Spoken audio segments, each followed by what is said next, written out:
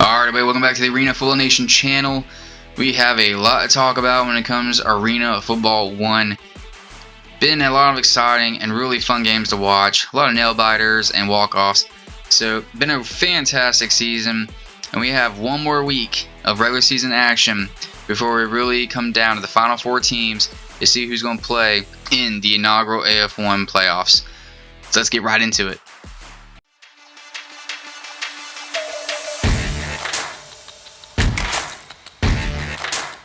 Alright everybody, yeah, so like I said, we have still not officially confirmed all 4 teams that's going to be in the playoffs. The AF1 has decided to change up. This is all news obviously, but we're just catching up right here on the channel and setting up what we have going forward. But obviously it's going to be the top 4 teams that are going to play in the playoffs for the AF1. You know, top seeds hosting obviously, then you'd have the championship, the top final two teams. So really exciting, still a lot on the line here. Nothing is officially set besides 2 teams, and that's obviously the undefeated Albany Firebirds and the Southwest Kansas Storm. Ironically, the two teams that have the best uniforms, in my opinion. But anyways, yeah, let's just take a quick look at the standings and some other things, and we will be previewing this upcoming weekend's games. And yeah, just going over the season so far for the 2025 AF1 season. So here we go in the standings. This is going into the final week of games, and the Firebirds, ranked number 1, 9-0. What a fantastic year they're having. You know, stats are being just absolutely set ablaze by this offense for the Firebirds, and they're just having a sensational season. You know, really great games, so fun to watch. So they're obviously locked in that number 1 seed going into the playoffs, and you know, home field advantage all the way throughout. So what can you say? The top class of the AF1, you know, this year so far, and arguably is the Firebirds. So really great year from them so far. In the second place, and then locked up that 2nd seed playoff berth, you have the Southwest Kansas Storm. Really impressed with how they played so far. They got a 7-4 record, you know, in that 2nd place in the standings currently. Really great season for them as well. I really just have been enjoying watching their defense more than anything. Right from the get-go, from the beginning of the season, they've been having a solid defense and playing some great football. And yeah, I think they might be one of the only few teams outside of 1 or 2 others that can maybe give the Firebirds a run for their money. So there's a reason why they're in that 2nd seed spot and having the year they are. You know, they obviously have 1 more game to go, but I could see them pulling up some upsets, you know, bringing it together there late in the game and making a deep playoff push. 3rd seed, you got the Nashville Cats, and man, what can you say about them? They have a 5-4 record, but what can you say other than the turnaround they've had? You know, they started off pretty rough, but coach and then that staff and that offense, and they've got it clicking. And they've turned it around. They were low in the standings. Now they're back in the 3 spot. And really excited to see what they have. You know, they're going to finish strong. It looks like they're going to be just like the Storm. They're going to be a team that could possibly knock out the Firebirds, maybe. You know, they really get things all going together just perfect. So really excited to see them there in that spot. Nashville obviously has a little bit of a soft spot in my heart. You know, they're the old AFL team. And I just think they have such a really cool mascot and name. They should never have went away in the first place. I think Nashville Cats is one of the few teams in the indoor and arena football world that I think should never go away. They're just so classic and just so enjoyable to watch, and everything about them I love. So really cool to see them in the 3 spot and turn that season around, because it could have spiraled out of control and could have really went bad. But you know, like I said, coach and the staff and everything, they got it going the right way now. Next up, you have the Salina Liberty, 5-5. Man, another team that really turned it around. They had a rough start. They were getting beat up by the Tritons there at the beginning. Had a couple other losses, but they've bounced back, and they're fighting for a playoff spot now in the 4th spot here in the standings with a 5-5 record. Man, you got it's going to be a tight race between these 3 teams that are next going to be named up. So really exciting to see how they bounce back and the fight that they've shown. A really solid team at the end of the day. You know, they got a good history. their coach and everything they have going on. So I'm sure they're going to put it all on the line to seal that final playoff position and make it into the playoffs. In the 5th spot currently, you have the Billings Outlaws. Man, what a rough season for them so far. They started off, obviously a lot of people were high on them. They're defending AFL 3.0, dumpster fire of a season. We're not going to talk about, but they are the defending champions, right, of a previous league. So a lot of people were high on them, but man, they've had a rough season. They started off hot, but their record now is 5-6. A lot of losses that were just crazy to see and kind of dumbfounding me. But I mean, the proof is in the pudding, right? You watch the games and you can see why. And they're fighting for their lives to stay in the hunt for that last playoff position with that 5-6 record. So it's all coming down to the line in these final regular season games on who's going to get it. But Billings really got turned around. They got to get a win. They got to get some help. It's going to be kind of interesting to watch this all play out. But they're not knocked out yet. But man, what a rough season. They've obviously are not playing up to standards. We've had their owner, Mr. Steven Titus. He's come out and made some comments about maybe they don't need to be playing in Billings anymore because he's upset with the fan turnout. But overall, it's not over yet, and they still have a chance. So it'd be, like I said, interesting to see how this all plays out. Next up in the 6th spot, you have the Oregon Lightning, and they just got a 5-7 record. They still have a chance potentially, maybe. I don't know for sure, but we'll see. But they are having a rough season as well. Could have been worse. I think they've kind of turned around from being an absolute death march this season, and with that 5-7 record, getting some more wins than I expected after that first game. But overall, good for them. I potentially could see them coming back next season, hopefully in a different arena. I really don't like the arena they're playing in. Really gave me a bad impression that first game, that they played. You have the track, or whatever it was, the tractors or whatever, in the outside the other end zone on one end of the field. It was so big and open, and just so many empty seats. That was rough to watch. But other than that, Oregon Lightning's still there. They're way better at 5-7 than I thought they'd be. And next, Corpus Christi Tritons. Man, what a team that I really was high on going into this season. They actually had started off really hot. We're doing really good. Brailing off some solid wins. They looked really good, honestly. And they just spiraled out of control. Not kind of like Billings, but way worse than Billings. From when they started. And they have a record of 3-6 in that 7th spot. There's only 8 teams in the league, and so they're the bottom. And really disappointing for them.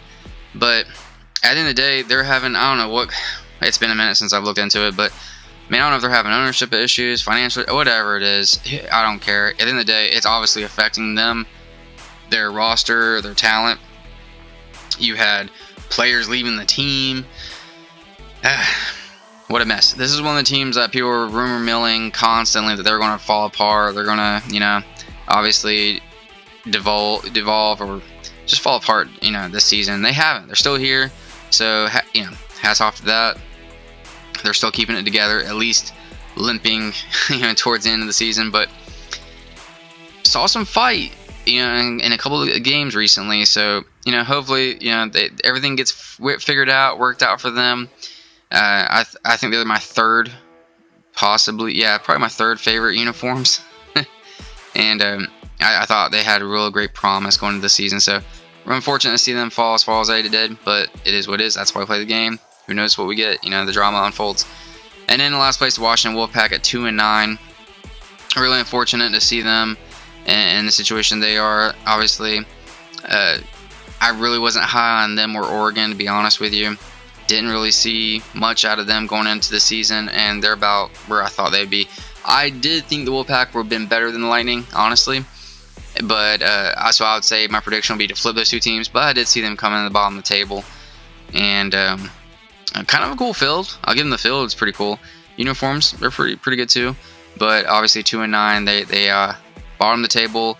One of the worst teams in the league this season so far, and probably will be, given that we only have one more week of football left. So a lot of improvement.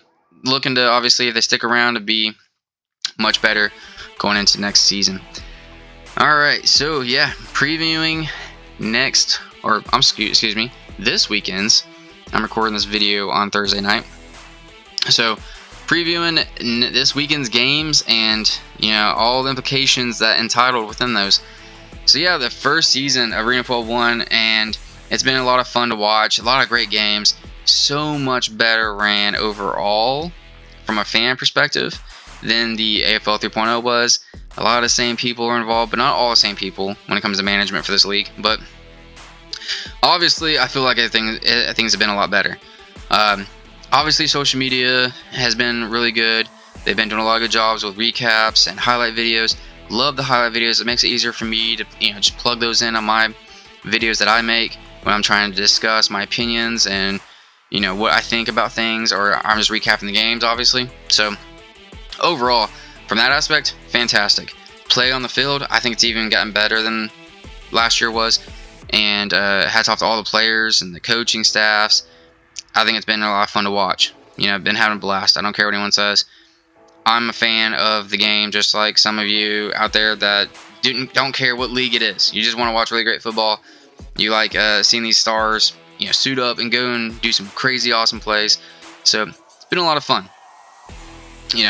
And I'm really excited to see how this all finishes. Should be some great playoff games and some great storylines, obviously. So 13 regular season weeks are in the books. You got 41 games total being played. It's been a full season. You cap it off this last few games, and with just 4 remaining, it's stuff's on the line. Like I said, playoff positioning is on the line, and you got 3 games on the docket, and it's going to be some solid games. So, like I said, you only had 2 teams who have clinched their berths into the AF1 playoffs for this year. And 5 of the remaining 6 are vying for the final 2 spots in the postseason. The ever-important number 2 seed with a home playoff game is also still technically on the line. The Storm haven't locked that completely yet, so let's see what we have in store going into these games. First up, you have the Corpus Christi Tritons. They're going to the Nashville Cats on Saturday, June 14th. 6 p.m. Eastern Standard Time start. And they're going to start the weekend off by the Tritons going to Nashville, and this is a matchup of 2 teams. They've been heading in much different, very different directions when this season, at this part of the season here late.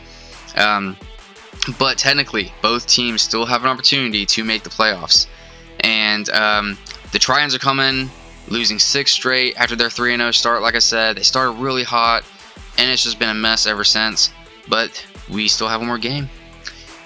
But they did take the Cats down to the wire, and they lost 44-39 just 2 weeks ago when they last played. And they need this win to help them punch that ticket for postseason play. So everything's on the line technically for the Tritons in this game, obviously.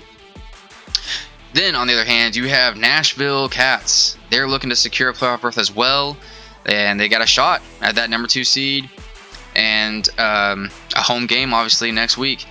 And it all really comes down to just winning. Both teams just need to win. That's what it comes down to. You get that win, they get in. And then, obviously, you have a Storm loss, who's technically in the 2nd seed. That will give them, the Cats, the 2nd seed. So, need a little help with a Storm loss, but either way, they need to win to get in. And, but, with a loss, it's obviously not how they want to go into it. It's going to be a little rough. At the end of the day, high energy, high intensity. Corpus Christi has everything to play for here. But it should be a great matchup either way for us as fans. So next up, you have the Washington Wolfpack at the Firebirds. And Firebirds, man, what a team, what a season. It has been insane. The numbers, the score lines, absolutely insanity. Video game numbers, Firebirds are on another level, obviously. Wolfpack at the bottom of the standings. So, man, this is probably just going to be, honestly, just a little bit of a bye week, a little warm-up for the playoffs for the Firebirds, if I'm being honest. But hopefully the Wolfpack have some pride on the line. They come out and give it their best and, put up a really solid fight against the Firebirds. As a fan, that's what you're hoping to watch is a really good football game either way, right? But either way, the Wolfpack are traveling to Albany And there's obviously no implications when it comes to the playoffs for this one. It's just pride on the line. Firebirds obviously want to continue to win at home, defend their turf. Obviously in the regular season undefeated. And the Wolfpack have already been eliminated from playoff contention. So really nothing on the line for them besides pride and just wanting to end the season on a high note. And obviously go into the offseason with some momentum. But Albany has had a perfect season so far. They locked up that playoff spot weeks ago, securing the #1 seed. Made sure their path for the AF1 championship is going to run through MVP Arena, obviously, with that. And off that bye they just had with week 13 last week, they had the chance to put their names in the history books, obviously, with this being a very first year of this AF1 season, by capping it all off with a perfect regular season at 10-0 if they win this game. So, pretty sure all the pressure is on the Firebirds going into this game. And they want to obviously lock all that in. And, if anybody is just got massive amounts of pride, pompous, and I say this with no negativity, obviously, if any Firebird fans are watching. They have that swagger. They walk around with it. They say they are the best. And they obviously back it up with this season so far. So, yeah, obviously they do not. I know these people in this team and how they are. They do not want to lose this game. They want to cap it off. They want to be prideful enough to say that they are obviously perfectly undefeated this season. Perfectly undefeated at home. So all the pressure's on them, right? And the Wolfpack, just give them the best they can. Try to pull a little spoiler here. But either way, end of the day, it should be fun to watch the Firebirds play. And, yeah, should be a great game, hopefully. Next, you have the Outlaws at the Oregon Lightning. And, man, like I said, what a disappointment has been for the Outlaws this season. Obviously, coming off that championship last year. But technically, both teams are hanging on by threads when it comes to if they can clinch a playoff spot. But they'll both need a lot of help to get in. And it's a must-win. This game is obviously a must-win for both teams going into it as well. The Outlaws are entering the game on a 2-game winning streak after toppling Nashville last week and handling the Lightning in Week 12. If the Cats have already lost the Tritons, a win puts Billings in the dance, looking for an opportunity to repeat what they did last year by winning a title. But if the Cats did win, the Outlaws will be rooting for a Salina loss on Sunday night. So obviously this one's way later in the evening, or night I should say. So the Cats game will obviously be, dwindling down or over at this point. So going into this game, there's some implications that could make or break what they're looking to do going forward. And then the Lightning, they have done just enough, barely, this season to be in the conversation for playoffs technically. They did have some pretty great victories this season, and but after being blown out 58-7 on the road at Billings 2 weeks ago, they've got nothing but revenge on their mind. Obviously, you can't count out Dalton Cole. He has been fantastic for them, giving injuries, the amount of things he has had to overcome as a quarterback for the team. So he's put up some great stats, and I've watched a couple of their games where he played, and I think he's just what a warrior. Dude's a baller. He goes out there and gives it all he has. He takes some crazy blows, as a quarterback sometimes, and he gets right back up. What a tough man. So hats off to him for that. But if they can just pull off a steal a win here, a Salina loss on Sunday will get them in the dance, facing the Storm, which they beat on a Hail Mary play back in Week 3, if you remember that. So like I said, there's been some fantastic games, some crazy outcomes and endings, and that was one of them. But yeah, chances are Lightning could still be in it. So that should be another great game as well. Next up, and the final regular season game for the 2012 season for the AF1 is going to be the Southwest Kansas Storm at the Salina Liberty on Sunday, June 15th. and this is the Sunflower Showdown, the battle for the wheel, I believe it is. Yeah, I didn't know this, and I meant to make a video weeks ago about this if I kept doing my recaps. But evidently, there was a rivalry trophy between these two teams, and it was like a wagon wheel. And so pretty awesome. Like, I love rivalry trophies. You know, the big thing in college football. Wish they would do it more in arena and network football. Most recent one that I remember seeing was you had the Frisco Fighters and the Tulsa Oilers. They had a boot trophy, so that was pretty cool. I was thinking it was like Red River rivalry type of play on it. But either way, there was a rivalry trophy for the Storm and the Liberty, and man, I also looked, and they have a lot of history. These teams have been around for a long time, and you know, different iterations of team names, but they've always been like going at it with each other. So that's pretty crazy. Like, I love that. That's exciting stuff. So I wish they'd bring that trophy back. I mean, I think I watched one of their first game. I think it was their first game that these two teams faced each other this season, and the announcer was saying that he thinks that someone said they found it in a storage closet somewhere. It's been a minute, obviously, since I've listened to that game or watched it, but either way, we need to find that or get a new one, stats, because I think that's just awesome. That's amazing. You know, I love our trophies, and I think that this series here deserves one. You know, if nothing else, you know, and this season has been nothing else but just as spectacular. You know, both teams have won one, so this is the rubber match to decide the champions of the wagon wheel for the Sunflower Showdown, the Battle of Kansas, right, between the Storm and Liberty. So it should be a lot of fun. A lot of it's on the line, and I mean, both games previously were decided by 2 points, right? And man, can't wait to watch this one. But like I said, it's always a thriller when these two teams meet. The Storm stunk away with a 22-20 victory in Week 5, and that was that first one that I told you I watched. So low scoring affair, but still a great game. But Salina stole one on the road last week, 65-63 on that walk-off field goal. What a crazy finish. So exciting and fun to watch.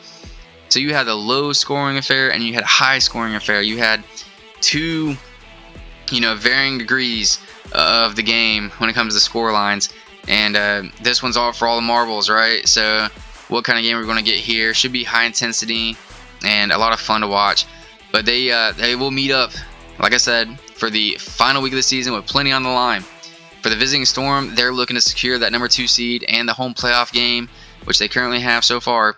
But if the Cats, they were to lose, the Storm will have it locked up and just be playing the role of spoiler for their cross-state rivals.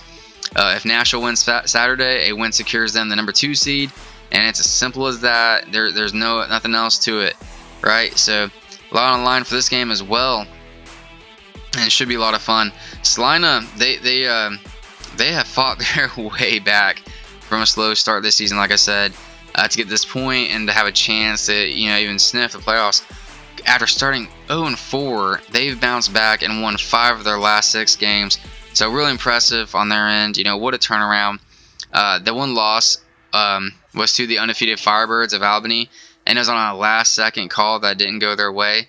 So, man, talk about the fight and the resilience of this team and almost knocking off the Firebirds. But they're clicking all cylinders. And just one more game, one more win, that's what they need. It's that simple for them.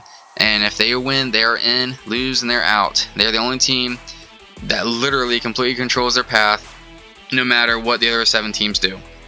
So you couldn't pick a better matchup between, you know, these two teams, or you couldn't, in general, ask for a better regular season ending. You know, you bitter rivals, playoff spot. If you win, you're in. Turning around a really rough start for the season. So Liberty, man, they got it all on the line, obviously, for them, and a Storm as well, that number 2 seed. So this should be a fantastic game. I cannot wait to watch this one. Should be a lot of fun. And that will round out the preview for Week 14 of AF1, the final regular season, or the final games of the regular season for the 2025 season. And then we'll have obviously a clear picture of our playoffs for this year. So like I said, this was just a quick little recap of the what we've missed and a preview of this upcoming final regular season games. It's been a really fun season. Like I said, I've been enjoying the hell out of these games. Honestly, these last minute Hail Marys and walk-off field goals, and dude, it's been pure insanity. I've been enjoying the hell out of it, like I said, and it's been a lot of fun to watch. So if you like this kind of content and you enjoy it, please like the video, subscribe to follow along for more. We are back to making videos. We had a little hiatus, but we're back and we're making videos, so should be pumping them out here soon. We got a lot of stuff to talk about, and not just this, but you also have the NAL and you have the IFL. Their regular season playoffs are rounding out, as well. So follow along for more videos like this if you enjoy the content, and yeah, let me know below. What have you been surprised so far about the AF1? What have you liked so much about it? Obviously a much better ran league and season than last year, and I see bright things possible. They're keeping the true, real arena football, game alive, as they're the only ones that do it anymore. NAL's moving more towards an indoor football league, or indoor league rule type set. Obviously, indoor football league is their own thing, so been a lot of fun to watch, and I'm just been really enjoying these teams and these players. They've been putting on a great show, so been a lot of fun. So let me know below what are you excited for this final regular season games? Whose team are you rooting for, and what are you looking forward to the most heading into these playoffs? Alright, everybody, that will do it for this one. Like I said, subscribe to follow along for more. Like the video, show me you appreciate this kind of content, and we are on the road to 1,000 subscribers. Join the Arena Football Nation. Join the nation, right? And help me get there. Help us get there. All right. So, all right, everybody. Thank you for checking out the video, and I'll see you in the next one.